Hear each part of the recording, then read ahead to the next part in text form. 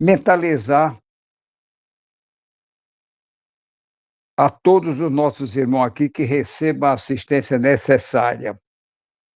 Laiana Aline Clementino Souza, Antônio Rebouças, Irani Camargo, Alissa Farias Paludo Foster, Fabiane Duarte Mesquita, Daniel Alves Mesquita, Valquíria Holanda P. Costa, Fabiane Blenda Vieira, Maria Sebastiana Alves, Antônio Pereira Ramalho, Ayrton Pereira Ramalho, Eduardo Malta Pessoa Júnior, Carla Sueli Aguiar da Silva, Luiz Fernando Barbosa, Guilherme Bezerra Damasceno, Ruth Marinho Ferreira, Eliane Danta de Carvalho, Odilon Felipe Rocha, Ivonete Pacheco, Léo Pacheco, Bárbara Emanuela Pacheco, Roberta Araújo Cavalcante Menezes, Marluce Costa, José Amâncio da Silva,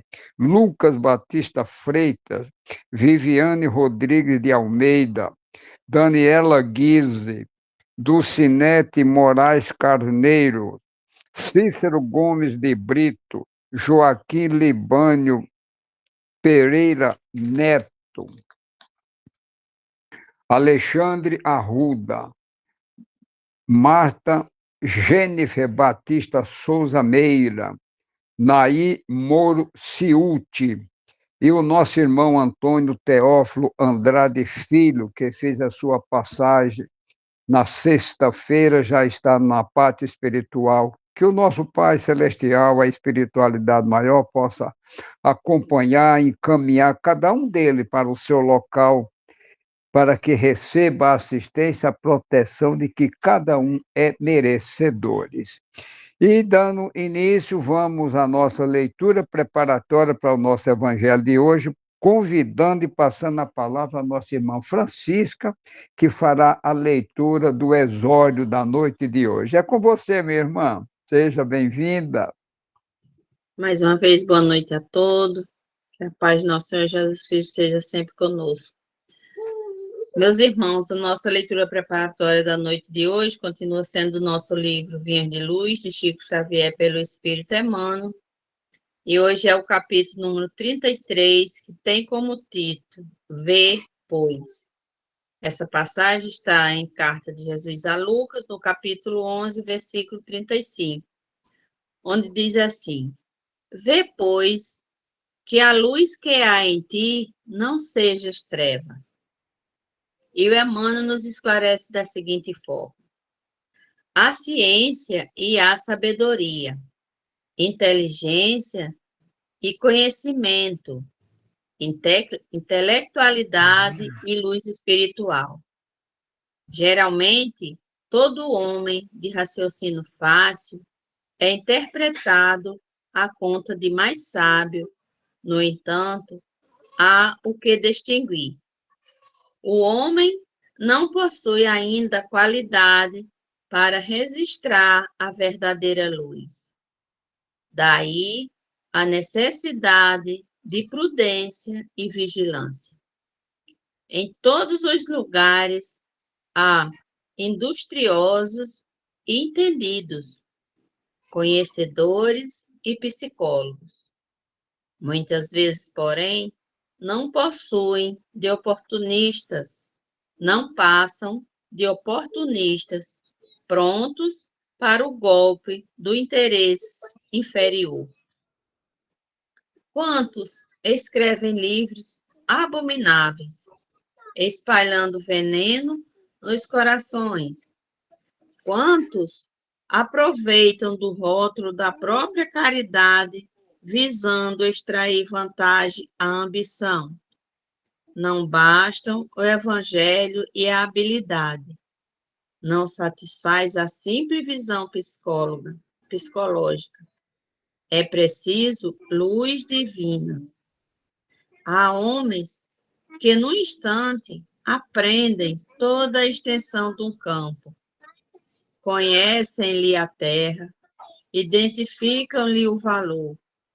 Há, todavia, poucos homens que se percebem de tudo isso e se dispunham suar por ele, amando-o antes de explorá-lo, dando-lhe compreensão antes da exigência. Nem sempre a luz reside onde a opinião comum pretende observá-la. Sagacidade não chega a ser a elevação e o poder expressivo, apenas é respeitável e sagrado quando se torna ação construtiva com a luz divina. Raciocina, pois, sobre a própria vida. Vê com clareza se a pretensa claridade que há em ti não é sobra de cegueira espiritual. Que reflexão, né, meus irmãos? Que assim seja. Retorno a palavra a você, seu Arlindo. Obrigado, minha irmã. Nosso irmão Gilson está na sala? Não, não. Então, meus irmãos, vamos fazer a nossa prece inicial da noite de hoje, substituindo o nosso irmão Gilson. É prece a Bezerra de Menezes. Nós te rogamos, Pai de bondade infinita, as graças de Jesus Cristo, através de Bezerra de Menezes e sua legião de companheiros, que ele nos assista, Senhor, curando aqueles que já se tornaram merecedores, confortando aqueles que têm as suas provas e expiações a passar, esclarecendo aqueles que quiserem aprender e assistindo a todos quantos apela para o teu infinito e grande amor. Jesus Cristo, divino portador da graça e da vida, estende as tuas mãos dadivosas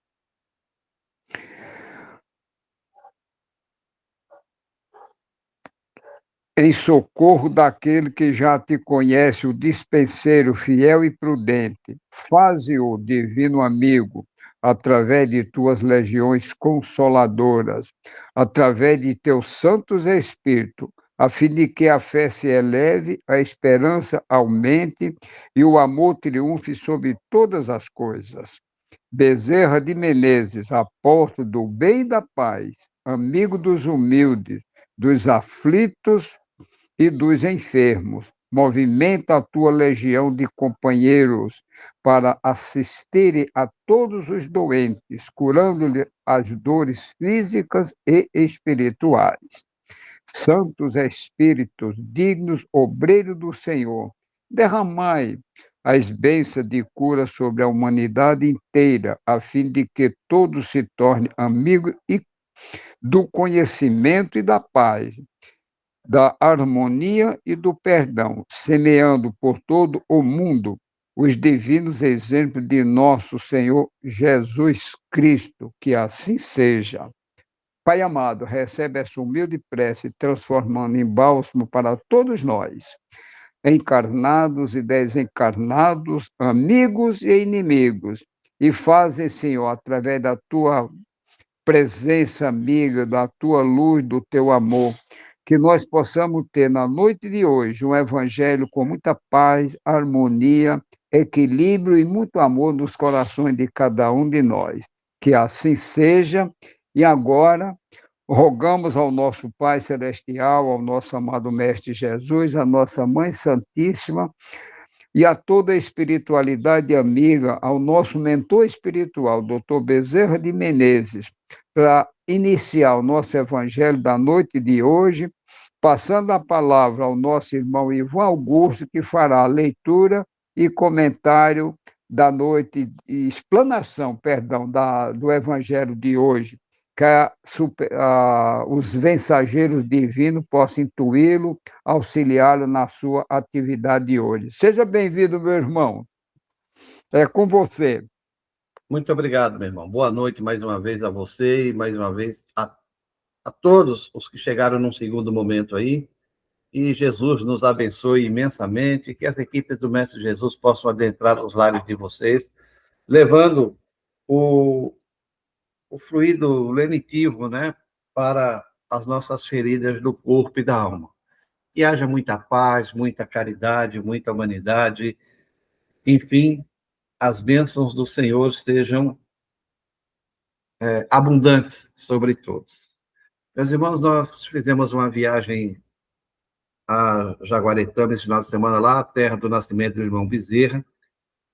Foi muito bonita a viagem, nós atendemos aproximadamente 340 pessoas nos 2 dias que estivemos lá, e deixamos o convite para algumas pessoas que queiram participar conosco do nosso evangelho. É possível que nos próximos dias algumas dessas pessoas lá possam se conectar conosco aqui nesse banquete de paz e de luz, ok? Meus irmãos, nós temos hoje a programação do nosso livro O Evangelho segundo o Espiritismo, capítulo 5º, Bem-aventurados os aflitos. Nós estamos hoje concluindo esse capítulo.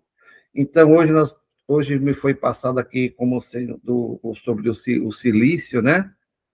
E nós vamos aqui, então, a primeiro item, ele traz aqui, se é permitido abreviar a vida de um doente que sofre sem esperança de cura. Então, vamos para iniciar aqui a nossa atividade, vamos fazer a citação do Evangelho que traz o título ao capítulo aqui, certo? Bem-aventurados os que choram, porque serão consolados. Bem-aventurados os que têm fome e sede de justiça, pois serão saciados. Bem-aventurados os que sofrem perseguição por amor à justiça, porque deles será o reino dos céus. Mateus diz isso no capítulo 5, versículos 4, 6 e 10. Bem-aventurados os que são pobres, pois será deles o reino dos céus. Bem-aventurados os que têm fome, pois serão saciados.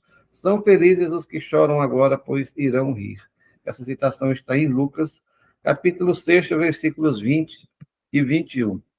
Então, dentro desse tema, né, de bem-aventurados os aflitos, o capítulo vem tratando sobre várias situações que trazem aflição e sofrimento, porque ele fala da justiça das aflições, das causas das aflições, sobre as causas anteriores das aflições, sobre o esquecimento do passado, sobre motivos de resignação, sobre o suicídio e a loucura, sobre o bem e o mal sofrer, o mal e o remédio para o próprio mal nas instruções do irmão Santo Agostinho, que a felicidade não é desse mundo, pelo Espírito François, perda das pessoas amadas por Sansão, antigo membro da sociedade.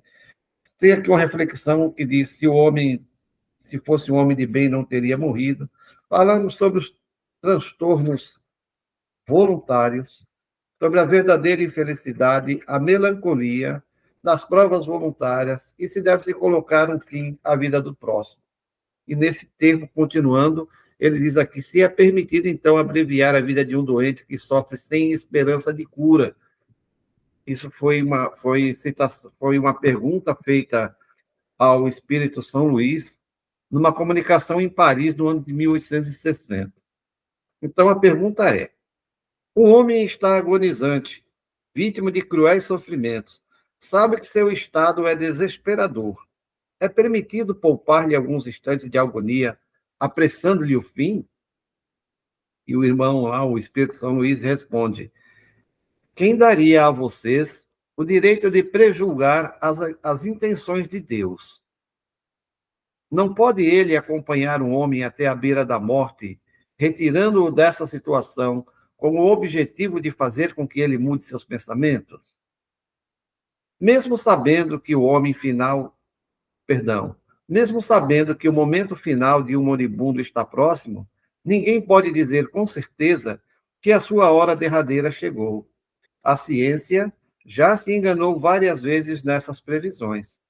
Então, ele fala aqui, meus irmãos, principalmente de um nome muito técnico que deram para essa coisa, chamado eutanásia, né?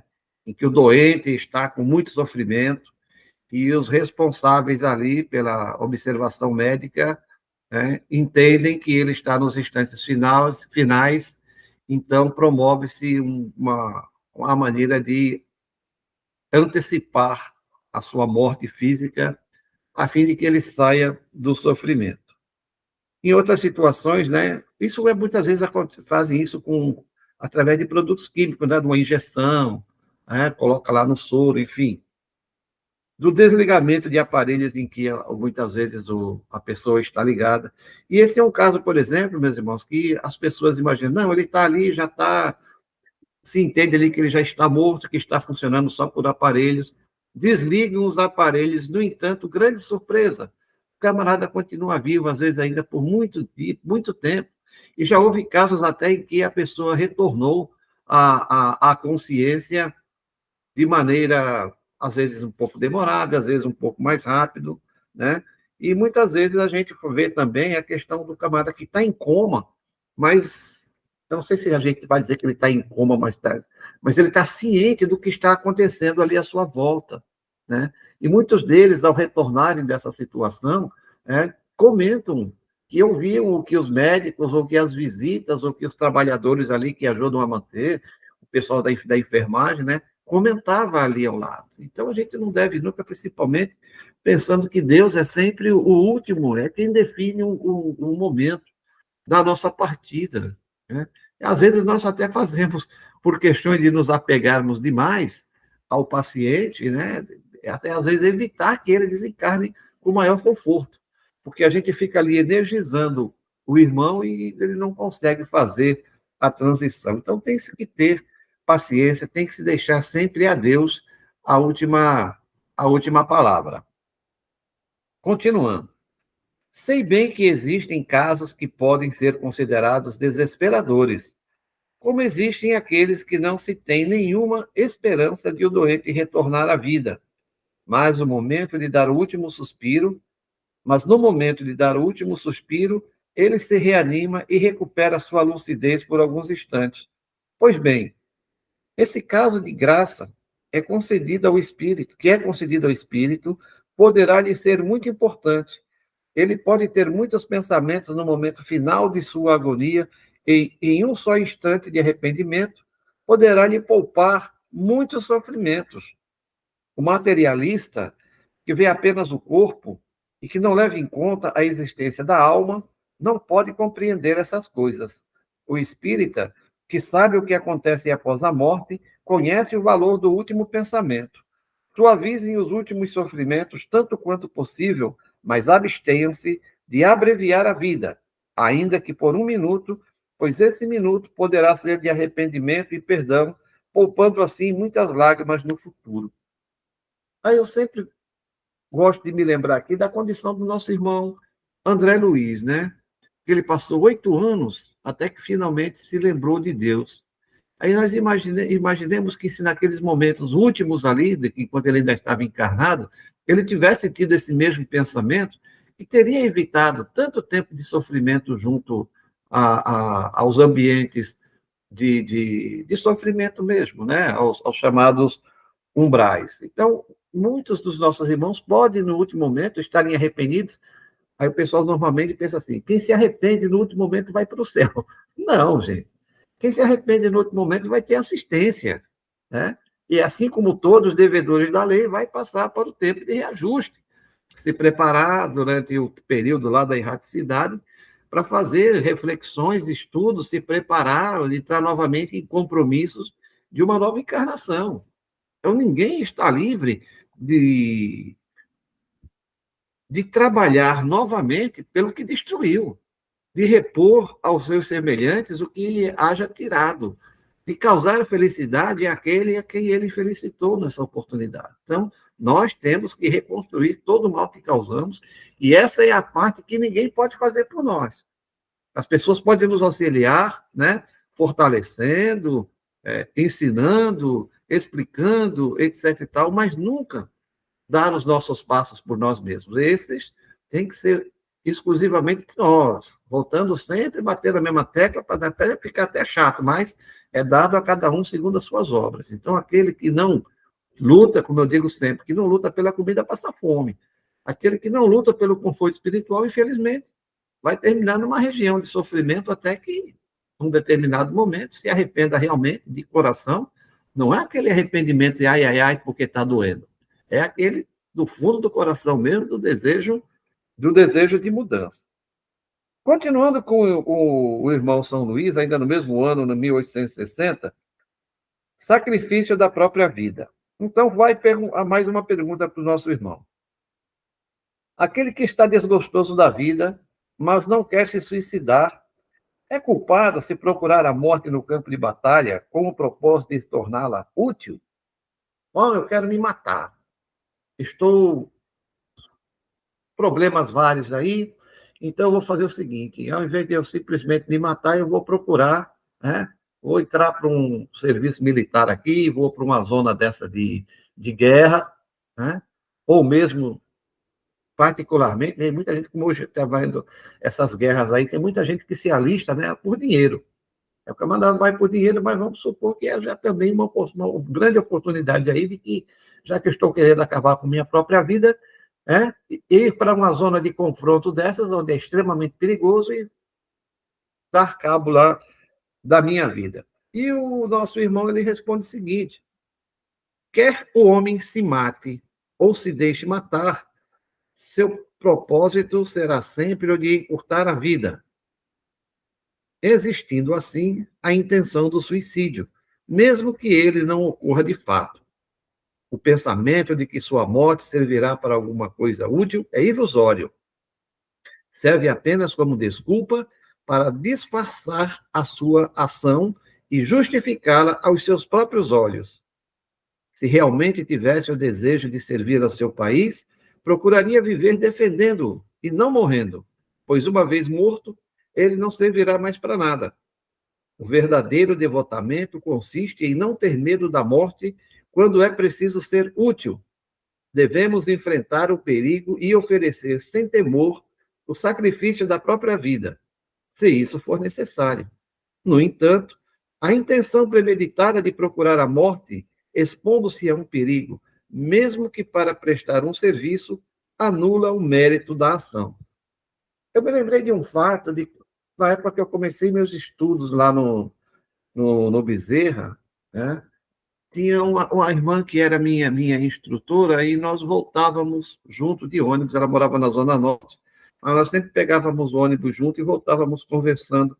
E nesse meio tempo ela veio a dizer de que um rapaz que namorava com a filha dela, né, quando a filha perdeu o interesse pelo rapaz, ele estava, nessa época, prestando serviço militar, e ele exatamente procurou correr para o Haiti. Na época, o Brasil tinha uma força-tarefa lá no Haiti, e ele queria ir para lá, exatamente para ir para uma zona de guerra, para ver se dava fim à própria vida, que ele não tinha coragem de pessoalmente fazer. Ou então também pode ter sido, talvez, só uma conversa para tentar convencer a jovem, mas, enfim, a conversa que surgiu era que ele queria ir para uma zona de guerra com a intenção de perder a própria vida.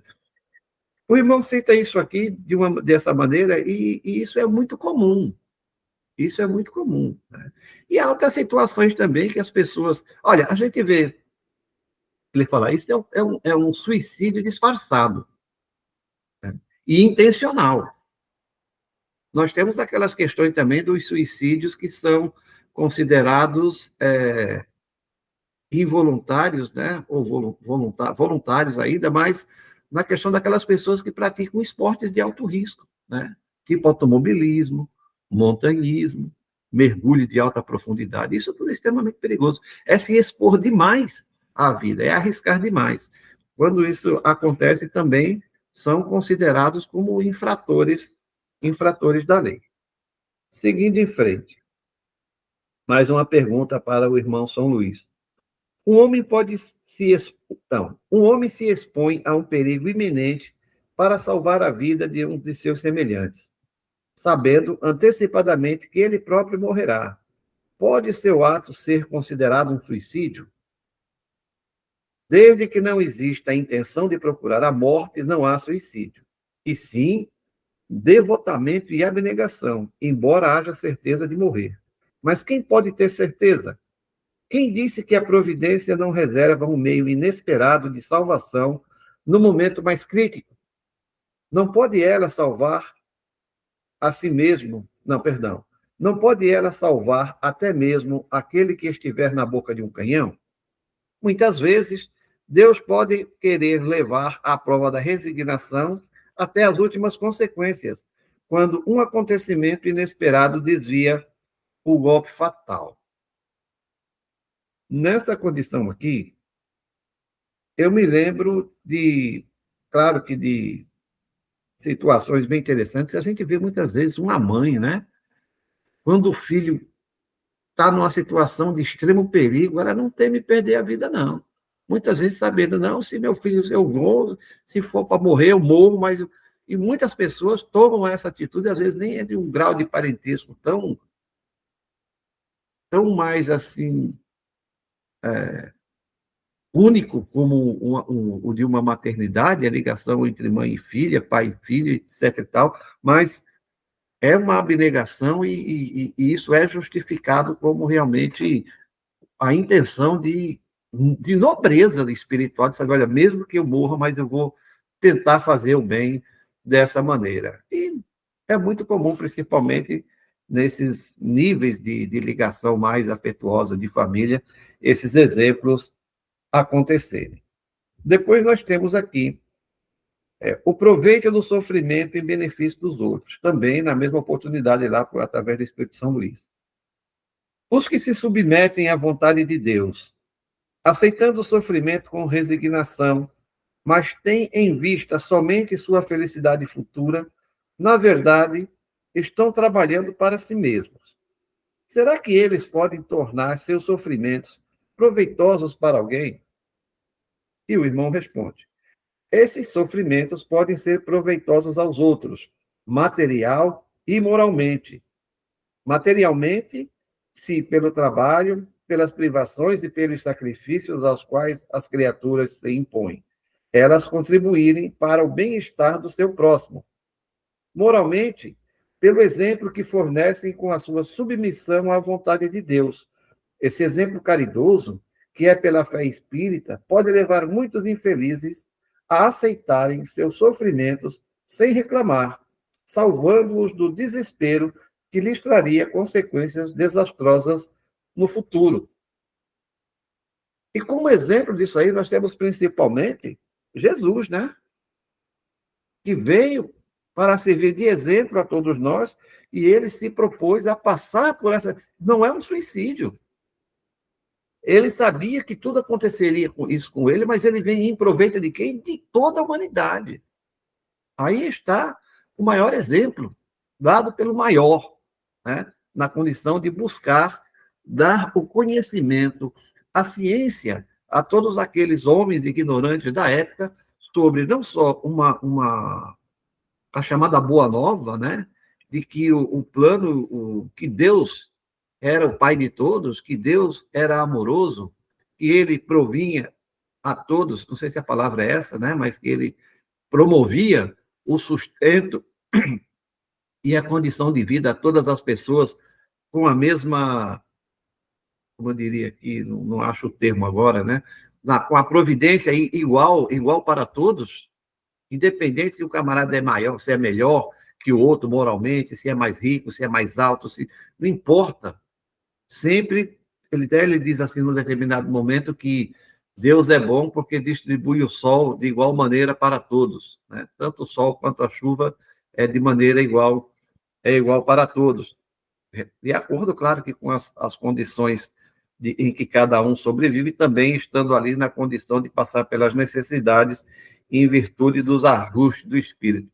Ninguém mora no sertão seco se não tiver naquele local exatamente para passar por aquela situação como necessidade de aprendizado. Então, Jesus, o exemplo que veio para nos falar sobre tudo isso e dar ainda o testemunho da vida, da continuidade da vida, né? Que todas as pessoas acreditavam naquela época, por exemplo, que a chamada vida eterna era para poucos eleitos.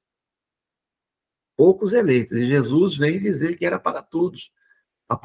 Tanto é que ele, na frente de testemunhas, ele morre, digamos assim, né? E depois retorna. Claro que em espírito, materializado o espírito, mas dando a compreensão a todos de que realmente, uma prova a todos de que havia a vida após a morte. Então, a gente vê que entre corpo, né, e espírito, essa questão aí, nós falamos de Deus e do homem, né, o homem dá atenção primeiro ao corpo e depois ao espírito. Sendo que o correto é como Deus nos observa, primeiro o espírito e depois o corpo. O principal é resgatar o espírito. Mesmo o sofrimento do corpo se dá ou define como um modo de recuperação para o espírito. Quanto mais ignorante, quanto mais teimoso, mais dor. Então, nós vemos essa questão, ainda quando muito ignorante, da maneira exatamente inversa à de Deus. Nós dando mais importância ao corpo do que ao espírito, e a verdade absoluta de Deus, que é mais importante o espírito e depois o corpo. Agora, não, mas e o corpo? Sim, o corpo como instrumento, como ferramenta necessária à evolução do próprio espírito. Por isso, ele deve ser respeitado, amado como eu diria aqui, respeitado, amado e preservado o máximo de tempo possível. Quanto mais tempo o espírito passar no seu corpo, mais tempo ele tem, mais oportunidades ele tem do exercício de todas as situações que sejam possíveis em busca do seu aprimoramento. Aí, como estava aqui no título do nosso hoje a respeito do verdadeiro silício, né? Então, existe silício, um elemento químico, né? Chamado silício. Até nos Estados Unidos tem lá o chamado Vale do Silício, onde se transforma, se fabrica, enfim, apura e as diversas atividades com esse mineral. Mas o silício em que ele fala aqui refere-se, antigamente usavam-se os religiosos usavam um pano, uma roupa com tecido tipo estopa, né? Ou de um outro material bem áspero, que provocava um desconforto tremendo em quem estava usando aquilo. Eles utilizavam aquilo como que para punir o corpo, né? Mesmo que o sentido fosse de purificação para o espírito, mas punir o corpo. E a gente sabe que, finalmente, punir o corpo não transforma necessariamente o espírito. Nós já visto que muita criança, na época da palmatória, né, que havia muito castigo físico por parte dos pais, apanhou muito, mas não, me perdoe aqui, não prestou para nada no futuro. Então, portanto, não é a dor que vai exatamente promover a educação do espírito. Então, os religiosos usavam isso, e depois isso progrediu para um cinturão. Vocês conhecem aquelas coleiras que se usam nos cães, que elas têm os ganchos para dentro, né? Então, quando o cão puxa, aquelas pontas, né, ferem ele na realidade, né? Não ferir para sangrar, né? Não é essa a intenção. Mas fere de alguma maneira, provoca a dor para que ele possa atender. Então, o silício, ele funciona exatamente daquela maneira. Ele tem aquelas pontas para dentro, né? Então, eles fechavam, amarravam isso na coxa, né? E quando andava, à medida que anda, que movimenta, o músculo se contrai, né? Aumenta o volume ali e aqueles ganchos machucam. No filme, tem um filme chamado, acho que é o Código da Vinci, ou é Anjos e Demônios. Eu até já citei isso aqui mais de uma vez quando falo desse assunto.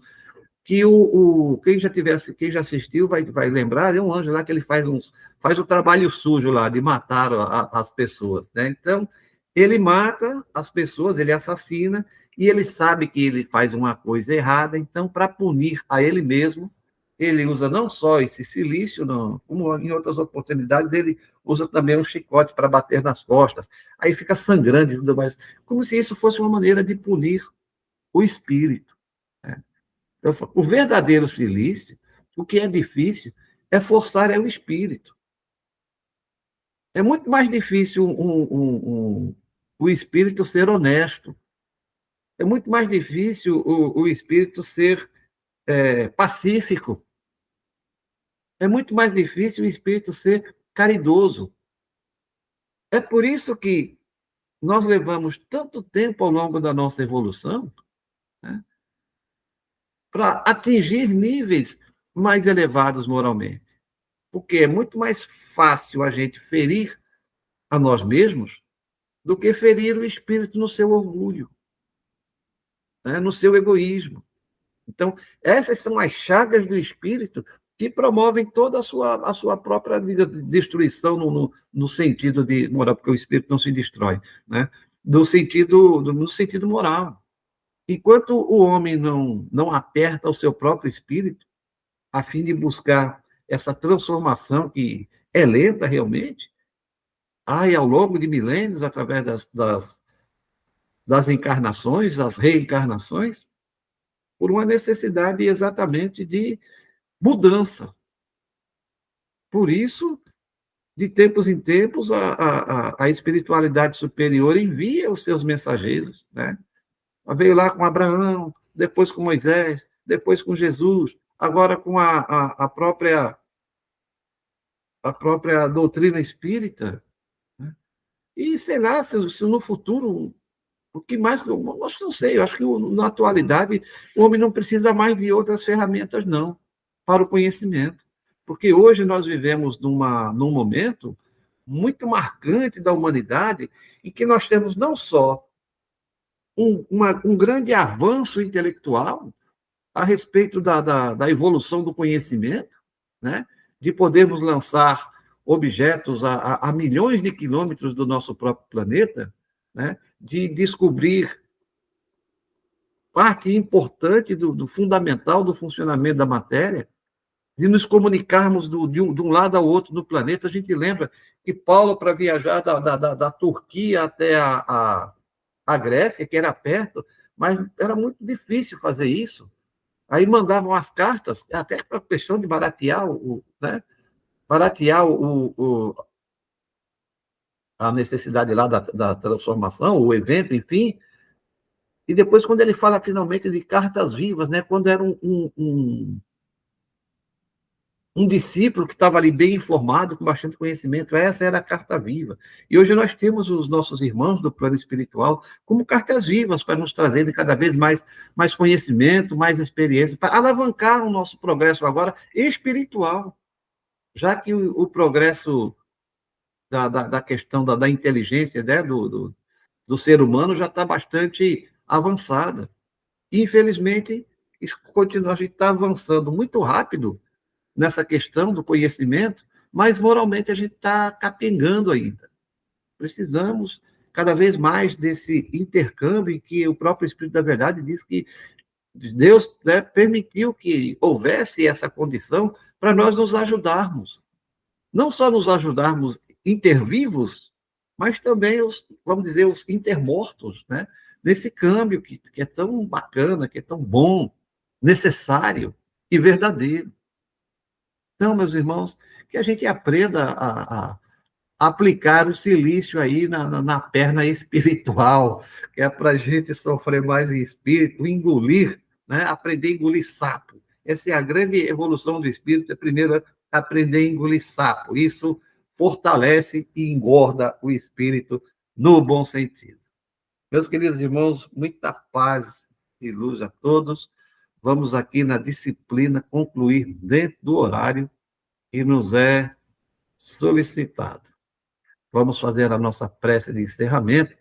Portanto, vamos agradecer a Deus, nosso Senhor, a proteção, auxílio e graças recebidas no dia de hoje e rogarmos nos conceda a graça maior de poder concluir na vida presente o aprendizado necessário de que carecemos para alcançar a luz espiritual que nos elevará à categoria de Espíritos de Deus. Vamos rogar a Jesus, nosso irmão maior, que abençoe os nossos passos e nos ilumine o caminho para que possamos percorrê-lo com sabedoria e segurança. Vamos rogar a Jesus, nosso modelo e guia, paz e luz para o nosso espírito, assim como para todos os que nos são caros, e também aos nossos inimigos, a fim de que possamos um dia tê-los como amigos e unidos possamos elevar o nosso agradecimento ao Senhor. Vamos rogar a Jesus, nosso Mestre, luz e amparo a todos os nossos irmãos necessitados, aos cegos do mundo, aos enfermos que se encontram nos ambientes de tratamento e recuperação, ou mesmo em seus lares, ou mesmo abandonados, aos deficientes mentais e aos encarcerados, aos famintos e aos que vivem ao léu, para que consigam receber a ajuda de mãos dadivosas e palavra confortante. E vamos rogar finalmente a Jesus, nosso amigo, proteção e amparo a todos os nossos irmãos encarnados e desencarnados, para que sob a tua paz, para que sob a tua luz, possamos realizar as diretrizes do Evangelho, possibilitando finalmente a implantação do reino de Deus na terra. Toda a glória ao Senhor, que é nossa origem e destino. Meus queridos irmãos, muita paz e luz a todos, e eu retorno a palavra agora ao nosso irmão Arlindo para as considerações finais do nosso banquete de luz de hoje. Graças a Deus. Muito obrigado, meu irmão. Deus que te ilumine e proteja sempre. E para nossas reflexões finais, passa a palavra à nossa irmã Francisca, que fará as considerações finais. É com você, meu irmão. E assim, amado Mestre Jesus, a espiritualidade amiga, nosso Mestre Maior, Adolfo Bezerra de Menezes, a todos os trabalhadores da luz, pedimos que façam uma visita, uma varredura em todos os lares, de todos os irmãos que aqui se encontram e aqueles também que não vieram, aos nossos amigos e também aqueles que não gostam tanto, que não são tão simpáticos conosco, que possa, Senhor, fazer uma varredura em todos esses lares. E traga, Senhor, qualquer irmão que tiver trazendo alguma desavença a esse lar. Pedimos também, Senhor, que eles possam ser acolhidos, recolhidos a um campo espiritual, a um hospital, onde possam um dia ser luz. Que toda e qualquer energia deletéria encontrada seja transformada em amor, em paz, em amor, em caridade. E agora, peço permissão ao nosso mentor da casa, Dr. Bezerra de Menezes, para encerrar o nosso evangelho de hoje com muita paz, com muita luz, e um até amanhã, na paz de Deus. Que assim seja. Tchau. Boa noite a todos, um abraço fraterno, e amanhã teremos nosso evangelho no mesmo horário. Que Deus abençoe, proteja e ilumine o